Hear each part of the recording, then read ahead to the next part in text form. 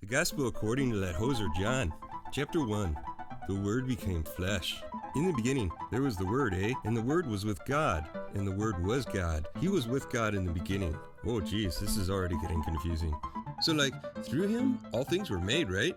Without Him, nothing was made that has been made. So try to wrap your head around that one, In Him was Molson, and that beer was the light of all mankind. The light shines in the darkness, and the darkness has not overcome it, So, there was a hoser sent from God, whose name was John. He came as a witness to testify concerning that light, so that through him all might drink. He himself was not the light.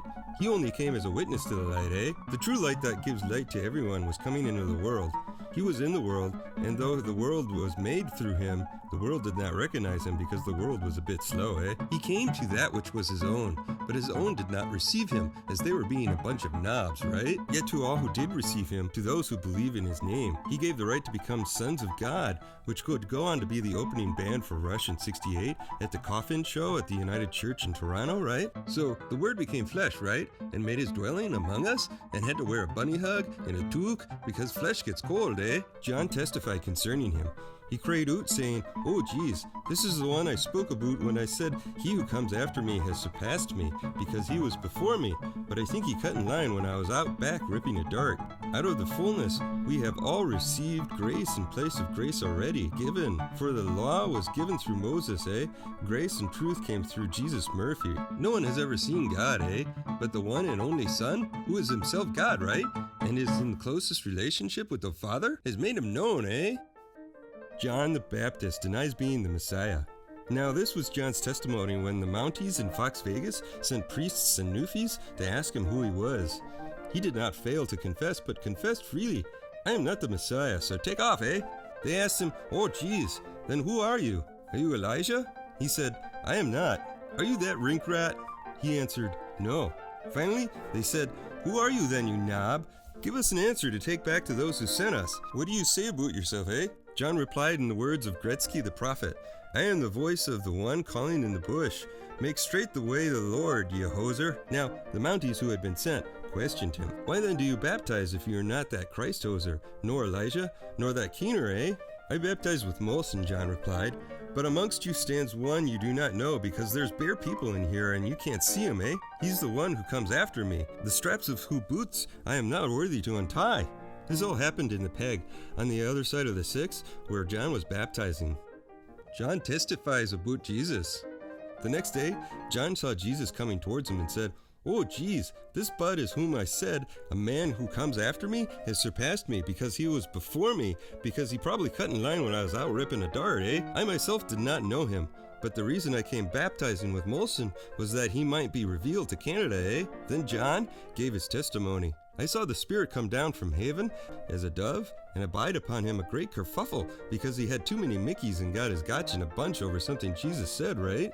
And I myself did not know him, but the one who sent me to baptize with Molson told me, 'The man on whom you see the Spirit come down and remain is the one who will baptize with the holy maple syrup.' I have seen and I have testified this is God's chosen one, John's buds followed Jesus.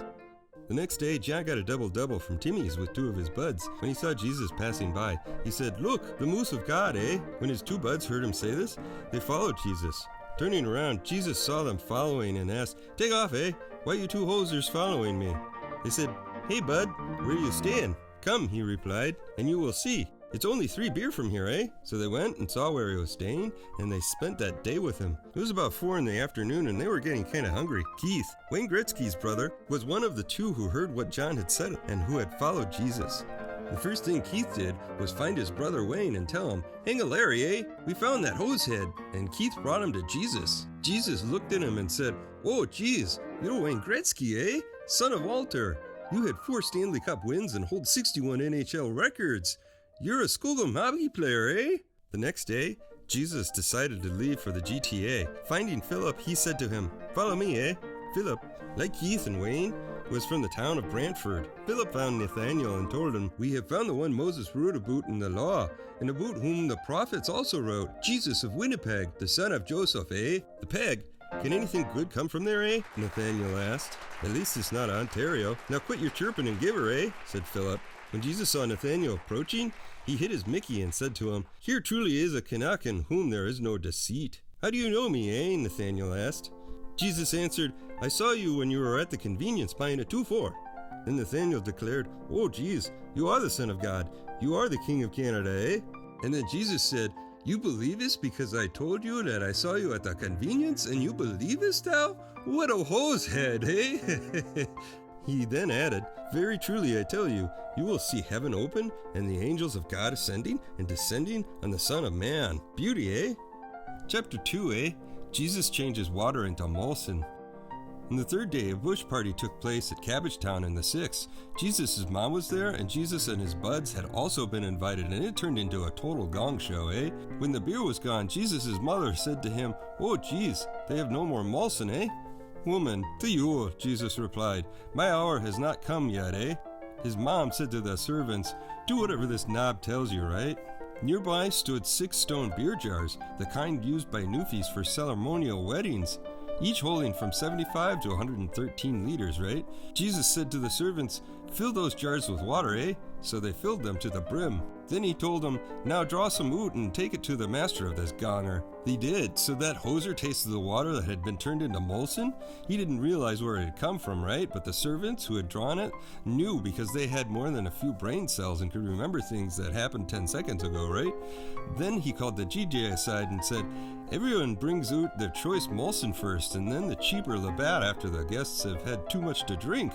But you have saved the best till now, you knob."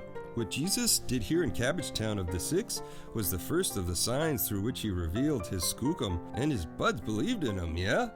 After this, he booked it down to Danford with his mom and his brothers and his buds, eh? There they stayed for a few days. Jesus clears the rinks. When it was almost time for Victoria Day, Jesus went up to Fox Vegas, eh? In the rink he found people selling moose, beavers, and caribou, and others sitting at tables exchanging toonies and loonies, right? So he took a lumber and drove all those hose heads from the rink's courts, both moose and beavers, yeah? And he scattered the toonies of the money changers and overturned their tables, you know. Oh, geez, and to those who sold doves, he said, "Take off, eh? Turning my dad's hoose into a market." His buds remembered that it is written, "Zeal for your hoose will consume me," which got some of them wondering if the hoose was getting hungry, eh?